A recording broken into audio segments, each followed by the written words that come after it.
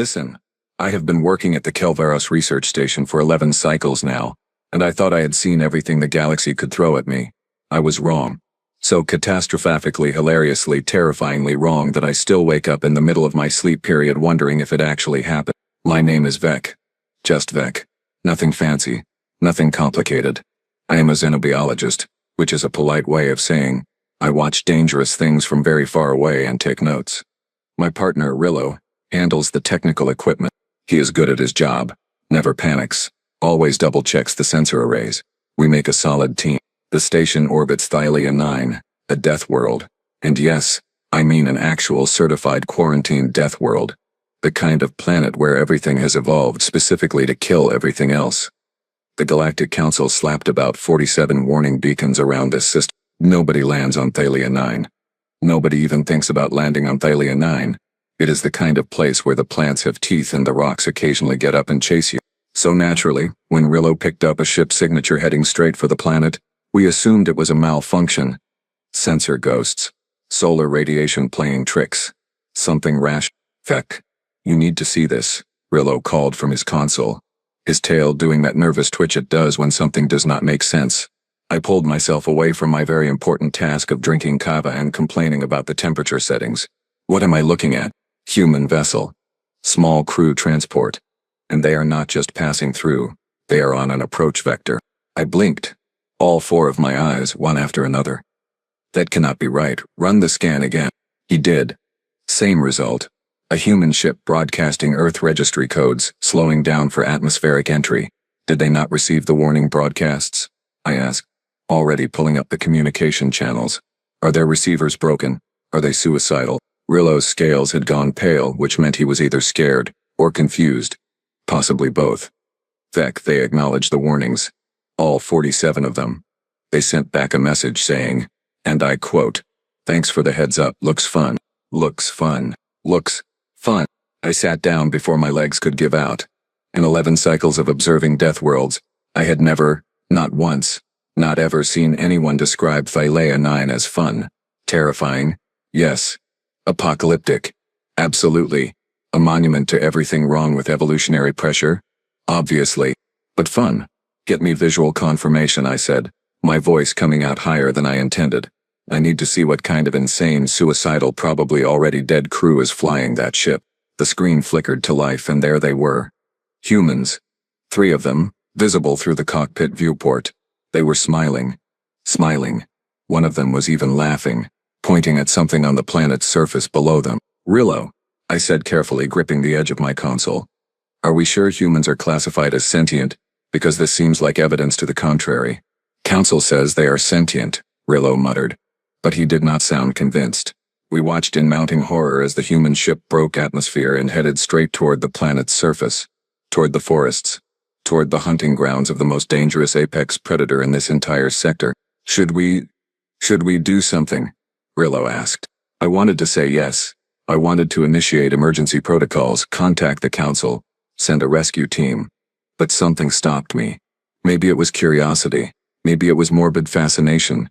Maybe I just wanted to see what happened when humanity's apparent death wish met Thylia 9's reality. Get every scanner we have pointed at their landing site, I said. Record everything. If they survive longer than 10 minutes, I am filing this report personally. Rillo nodded and got to work. Neither of us expected what came next. Before I tell you what happened next, you need to understand what lives in those forests. You need to understand exactly what kind of nightmare the humans had just landed next to. Because context matters when you are trying to explain the unexplainable. The species designation is thornback ravager. We call them ripstalkers because scientific names do not quite capture the essence of a creature that can disembowel you in 3 seconds flat. They stand roughly 2 meters at the shoulder, possess 6 legs, each ending in retractable claws that can shred through reinforced steel plating. Their hide is covered in bone plates that deflect energy weapons. Their jaw strength can crush titanium. They hunt in packs, communicate through subsonic frequencies, and have never, not once in recorded history, failed to kill anything they decide to hunt. Oh, and they are ambush predators. With active camouflage. Because apparently evolution looked at this nightmare and decided it was not quite unfair enough. The Galactic Council lost an entire survey team to ripstalkers about 20 cycles ago. 17 trained soldiers, full combat gear, Orbital support. They lasted 6 hours. The recovery team found pieces. After that incident, the council established Protocol Vermilion for Thalia 9. No landings, no ground expeditions, no exceptions. Observation only from orbit, preferably from behind several layers of shielding while whimpering quietly. Rillo pulled up the Predator tracking data on his screen, his claws clicking nervously against the console. Wagging, it is a pack of 7 ripstalkers within 2 kilometers of the human landing site. 1 breeding female, 2 males, 4 juveniles. Of course there is, I said, feeling that special kind of dread that comes right before you witness a tragedy. Why would there not be? The universe clearly has a sense of humor, and we are the punchline. The humans had landed in a small clearing, their ship settling down with what I can only describe as reckless confidence. The boarding ramp extended, and out walked 3 figures in light exploration suits. Not combat armor, not even reinforced plating, just regular, standard issue, might as well be wearing pajamas exploration suits. One of them, a female with dark hair pulled back in a practical knot, actually stretched like she was arriving at a vacation resort. Another one, male, shorter build, immediately pulled out some kind of scanning device and started examining the local plant life.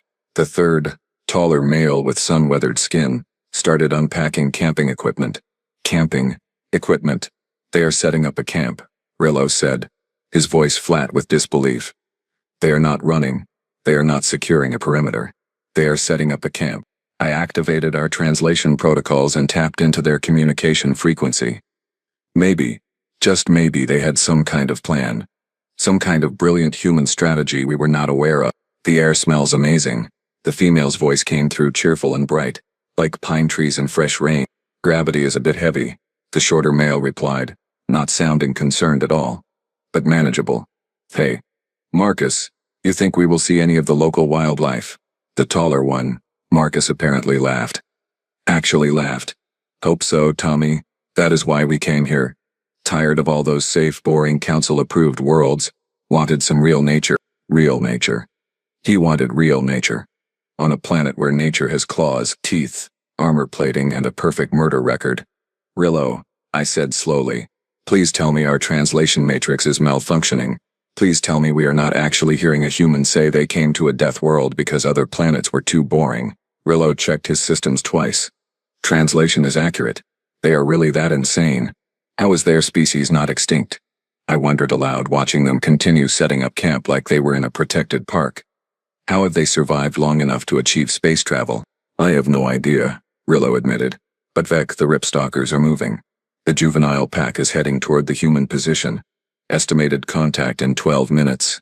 I activated the emergency beacon, just in case. We could not interfere with sovereign species. Council regulations were clear, but we could at least prepare to recover the bodies. Recording all channels, I confirmed. If nothing else, maybe their deaths will serve as a warning to other humans. We settled in to watch what we assumed would be a very short, very tragic documentary about why you should listen to quarantine warnings. We had no idea we were about to witness something that would make us question everything we thought we knew about predators, prey, and the absolute insanity of humanity. The juvenile ripstalker emerged from the tree line exactly 11 minutes after the humans started unpacking their camp. Right on schedule, because these predators are nothing if not efficient killing machines. I felt my respiratory system freeze. Rillo made a sound somewhere between a whimper and a prayer to his ancestors. The creature was small, probably only 8 months old, but small is relative when discussing an apex predator. It still massed around 80 kilograms of muscle, claw, and bone plating. Its 6 legs moved with that distinctive stalking gait, low to the ground, weight distributed perfectly for a pouncing strike. The bone ridges along its spine had not fully hardened yet, but the claws, oh, those claws were fully functional, curved, serrated, sharp enough to open a person from neck to navel in one swipe. They do not see it, Rillo whispered, his voice tight with horror. Vex, they do not see it. He was right. The humans were completely oblivious. The female, whose name I had learned was Chin, was assembling some kind of shelter. Tommy was still examining plants, completely absorbed in his work. Marcus had his back turned, organizing supply. The cub crept closer. 5 meters, 4 meters, 3. We have to warn them. Rillo reached for the communication controls. Council regulations, I said, hating the words even as they left my mouth. We cannot interfere with sovereign species interactions. We can only observe and offer aid if requested. They are about to be eaten. I know, I snapped back, my own claws digging into my seat. Every instinct screamed at me to do something, anything, but the regulations were clear. We had already activated the emergency beacon. That was all we were authorized to do. The cub was 2 meters away now, its haunches tensed, preparing for the killing pounce. I could see its throat vibrating with a subsonic frequency, likely calling the rest of the pack. This was not just a hunt, this was a learning exercise for a young predator, with backup on the way. I cannot watch this, Rillo said, covering his eyes with his secondary hands. But I had to watch. Someone had to witness. Someone had to record how humanity's arrogance led to their deaths. So maybe, just maybe, the next human would listen to the warnings. The cub roared. Not a full adult roar, more like a practice version, but still impressive. Still terrifying. A sound that translated across species as I am a predator, you are prey, prepare to die. All 3 humans spun around instantly. Their reaction time was faster than I expected. I will give them that. Military training perhaps? Survival instincts? Chen stumbled backward, her eyes wide. Tommy dropped his scanner. Marcus took 1 step back, putting himself slightly in front of the other 2. The cub roared again, louder this time, more confident. It took a stalking step forward. Then another, its claws extended, scraping against the ground with that distinctive clicking sound that usually precedes violent death. This is it, I breathed. Emergency medical team on standby. Prepare. Then Marcus did something that made absolutely no sense whatsoever. Something so fundamentally wrong, so contrary to every survival instinct that evolution should have provided, that I actually thought my translator had broken. He stepped forward, toward the predator, toward the creature with 6 legs and murder claws and bone armor plating. And then, may all the ancestors forgive me for having to describe this, he squared his shoulders, planted his feet, expanded his chest, and opened his mouth. What came out was not words, not a scream, not even a typical human sound. It was a roar, a deep, resonating, chest-vibrating roar that made our station's hull rattle even from orbit. A sound that spoke of ancient Earth predators, of creatures that hunted mammoths and saber-toothed tigers, and anything else stupid enough to challenge them. A sound that contained generations of evolutionary memory of humanity clawing its way to the top of its own death world food chain. The roar lasted maybe 3 seconds. 3 impossibly long seconds that seemed to stretch across eternity. The ripstalker cub froze mid-step, its eyes going wide, its ears, small and usually pinned back during a hunt, suddenly swiveled forward in confusion. Its tail, which had been lashing with predatory excitement, went completely still. What? Rillo said faintly, uncovering his eyes. What just happened? I could not answer. I was too busy staring at my sensors, checking and rechecking the readings because what they were telling me was impossible. The cub's subsonic communication frequency had changed. The hunting call had stopped. The new frequency registered as something our xenobiology database flagged as confusion, mixed with something else. Submission. No, I whispered. No, that cannot be right. Rillo, check the sensors. Check them again. He did. Same readings. The apex predator of Thylea 9, a creature that had never shown submission to anything in recorded history, was backing away from a human. Not retreating tactically, not repositioning for a better attack angle, actually backing away like a scolded juvenile who had just been corrected by a superior predator. Marcus stood there, still in that aggressive posture, chest heaving from the exertion of that impossible roar. The sound had not just been loud. Loud. We could have explained. Loud was physics, was air pressure, was vocal cord vibration. No, this was something else entirely. This was a sound that carried weight, carried meaning that transcended species barriers. The ripstalker cub took another step backward, its head lowering, its claws retracted.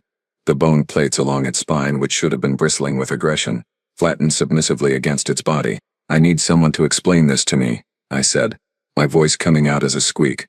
Right now, immediately. I need an explanation that makes sense. Rillo was frantically typing commands into his console, pulling up every database entry we had on human biology, human evolution, human behavior patterns. Their home world, Earth. Checking classification. I know Earth's classification, I said. Standard garden world. Moderate gravity. Single moon. Stable climate zones. Nothing special. No, Rillo said, his voice getting higher. No, Vec, that is the political classification. Look at the scientific assessment. Look at the actual survey data. He threw the report onto my screen and I started reading. Then I started reading faster. Then I stopped breathing. Earth was not a garden world. Earth was classified as a Class 7 death world, downgraded to Class 4 only after humanity achieved sapience and culled most of the megafauna. The planet had survived 5 mass extinction events. The current dominant species, humans, had evolved from prey animals that learned to hunt, learned to kill, learned to outsurvive everything that tried to eat them. Persistence predators, pack hunters, omnivores with forward-facing eyes and hands designed to grip weapons. A species that had fought its way up from the bottom of the food chain through sheer bloody-minded refusal to die. They are from a death world, I said numbly. They are from a death world, and nobody told us. The council reclassified it centuries ago, Rillo explained, still reading. Political decision. Earth had civilization, had art, had philosophy, so calling it a death world seemed rude. But Vec, look at their evolutionary ancestors. Look at what they used to hunt. I looked, and I immediately regretted looking. Because humans had not just survived their death world, they had conquered it. They had taken down creatures 3 times their size using nothing but rocks and persistence and apparently the ability to make sounds that scared other predators into submission.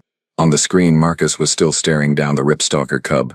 The young predator had dropped into a full crouch now, its belly nearly touching the ground. Its tail had curled under its body. The universal signal across 100 species that meant, "You win, I submit, please do not hurt me." Chen and Tommy stood frozen behind Marcus watching this impossible scene unfold. To their credit, they had not run. Probably smart given that running triggers chase instincts in most predators. But the looks on their faces suggested they were just as confused as we were. Marcus?" Tommy said carefully. "What exactly did you just do?" Marcus relaxed his posture slightly, though he kept his eyes locked on the cub. "Established dominance. My grandfather taught me that. If a predator thinks it can take you, show it that you are the bigger threat. Works on bears, works on mountain lions, apparently works on alien death cats." "That was not a bear," Chen said, her voice shaking slightly. "That thing has 6 legs and literal bone armor." "Yeah, but the principle holds," Marcus replied. Like this was completely reasonable. Predators understand threat displays. You make yourself scarier than they are. They recalculate whether you are worth the effort. The cub whined. Actually whined. A sound that our database flagged as juvenile distress.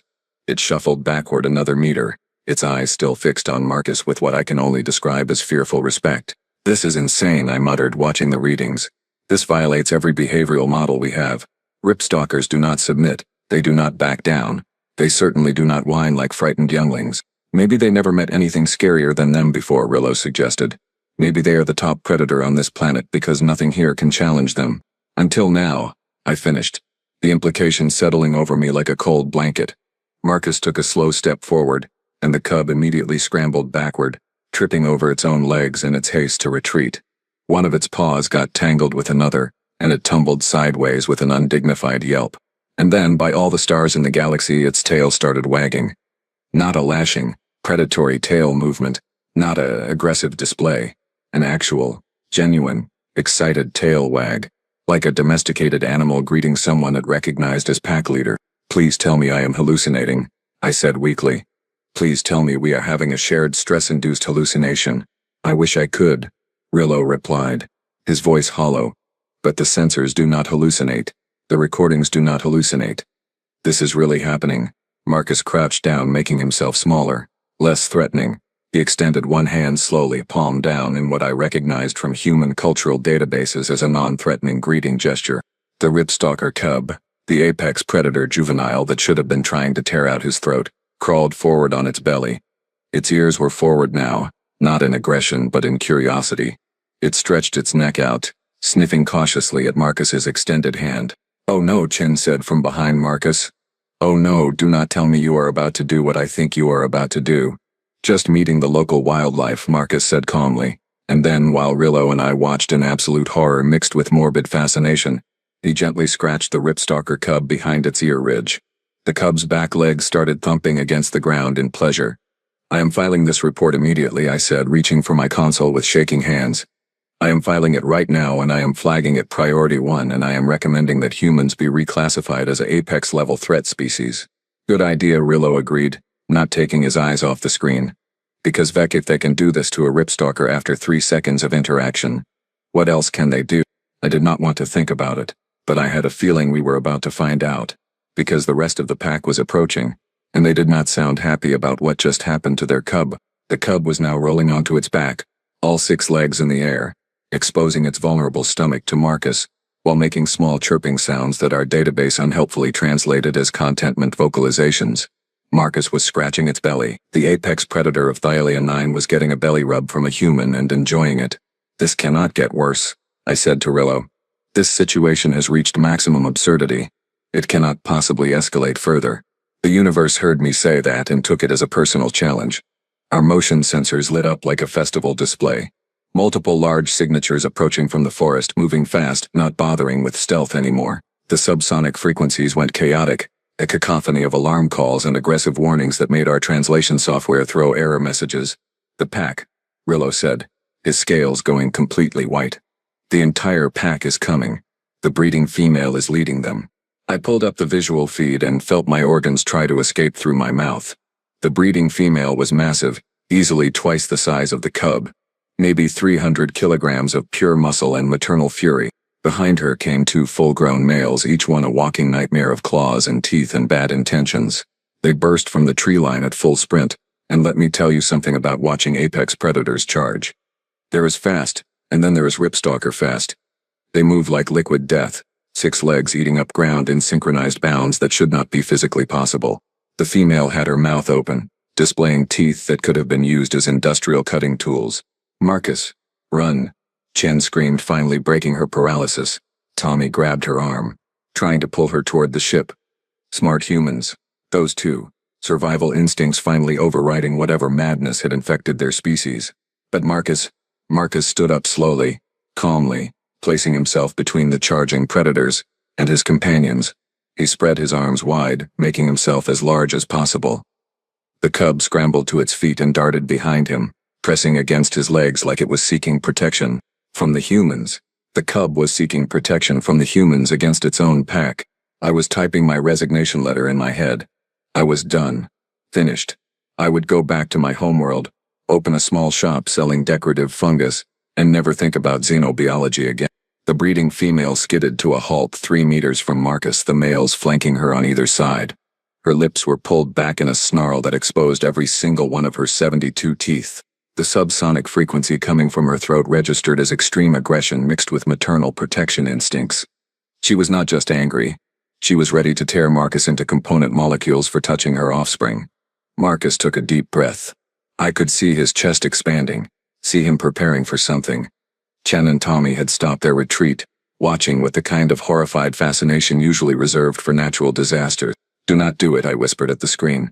"Whatever you are thinking, do not do it." He did it. The roar that came out of Marcus this time made the first one sound like a polite cough. This was deeper, louder, more resonant. It was not just a sound, it was a physical force that made our sensors spike, that made the trees around the clearing shake, that apparently carried encoded information that every predator within 5 kilometers could understand. The message was simple: I am the biggest threat here. Back down or find out why. The breeding female rocked back on her haunches like she had been physically struck. Her snarl faltered, her ears swiveled forward in confusion. The males to either side of her lowered their heads, suddenly uncertain. Marcus roared again, shorter this time, but somehow more pointed, more directed. He took one aggressive step forward and the breeding female actually whimpered. The apex predator of Thylia 9, the creature responsible for 17 military casualties, the mother defending her cub. She whimpered. Then she did something that made me check our entire sensor array for malfunctions. She lowered herself to the ground, front legs extended, rear elevated. It was a playbow. The universal mammalian gesture for "I am not a threat, this is friendly. I want to engage socially." "No," Rillo said. "Absolutely not. I refuse to accept this data. The sensors are wrong." "The sensors are not wrong," I replied, my voice coming from somewhere very far away. "The sensors are fine. Reality is broken." Marcus relaxed his posture, letting the aggression drain from his stance. He knelt down again, one hand extended toward the breeding female. She crawled forward, belly low to the ground, neck extended. When she reached him, she pressed her massive head against his chest and made a rumbling sound that translated as trust, affection, pack acceptance. One of the males approached cautiously, sniffing at Marcus's other hand. The second male was already investigating Tommy and Chen, who stood frozen in shock as a 300-kilogram murder machine sniffed their legs like an overly friendly house pet. The cub emerged from behind Marcus and bounded over to its mother, making excited chirping sounds. The breeding female glanced at her offspring, then back at Marcus, and I swear on my ancestors' graves she looked grateful. Like Marcus had been babysitting and she appreciated him watching her youngster. "They are playing now," Rillo observed, his voice completely flat. "The humans and the ripstalkers. They are playing." He was right. Tommy had found a stick and was throwing it. One of the males was chasing it, actually retrieving it, bringing it back for another throw. Chen was carefully examining the breeding female's bone plates while the massive predator sat patiently, occasionally turning her head to facilitate the inspection. Marcus was wrestling with the cub and two juveniles who had emerged from the forest. Wrestling, with apex predators, and he was winning. "I am adding a new classification to human threat assessment," I said, already typing.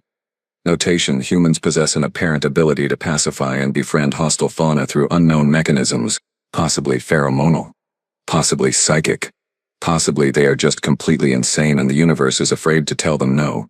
"What do we list as their threat level?" Rillo asked.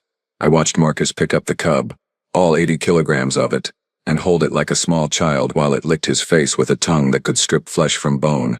"Maximum," I said. "We list them as maximum threat level, not because they are violent, but because apparently nothing in the galaxy can tell them no, and they do not seem to understand the concept of danger." "The Council is not going to believe this report," Rillo said. "I know," I replied. "That is why we are keeping the recordings running, because nobody will believe us without visual evidence, and even with evidence, I am not sure I believe it myself." Filing the report took me 6 hours, 4 complete rewrites, and 3 separate mental breakdowns. Every time I tried to describe what happened in official terminology, it sounded like a bad hallucination or a really elaborate prank. Attempt 1. Subject species establish dominance over local apex predator through vocalization. Rejected. Too vague. No supporting theory. Attempt 2. Human specimen demonstrates apparent ability to override predator instincts and hostile fauna through unknown means. Rejected. Sounds like I was making excuses for bad data collection. Attempt 3. What I witnessed today has fundamentally altered my understanding of predator-prey dynamics, threat assessment, and humanity's place in the galactic hierarchy. And I need someone from the Council to get down here immediately before these lunatics adopt an entire ecosystem. Rejected. Too emotional, not scientific enough? Rillo brought me another container of kava and sat down at his console. "You have been staring at that screen for 3 hours. Just submit something. Anything." "I cannot just submit anything," I snapped back. "This report is going to change how the entire galaxy views humans. Do you understand that? We are about to tell the Council that a species they classified as mostly harmless can apparently walk onto a death world and make friends with the things that eat survey teams.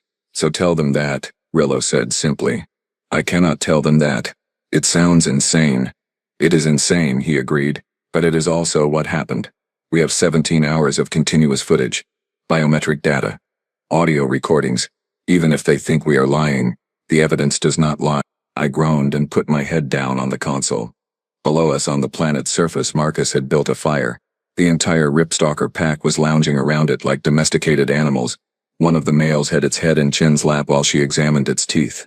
Tommy was taking biological samples with the breeding female's full cooperation, the massive predator holding perfectly still while he worked. How do I explain this in a way that does not make me sound completely incompetent? I asked the universe at large. My communication console beeped. Incoming message, priority channel, Council Oversight Committee. I opened it with dread, expecting a reprimand for the emergency beacon activation. Instead, I got a terse message from Administrator Quelix herself. "Received preliminary telemetry from your station. Explain immediately. Use plain language. Skip formality." Well, at least someone was taking this seriously. I activated the response channel and started talking. "Administrator, I am observing 3 humans who landed on Dialia 9 approximately 19 hours ago. They have made peaceful contact with a pack of ripstalkers. The predators are exhibiting submission and pack bonding behaviors. I have never seen anything like this in 11 cycles of xenobiological observation." Silence on the other end for a long moment. Then, "You are telling me humans domesticated ripstalkers in less than 1 planetary rotation?"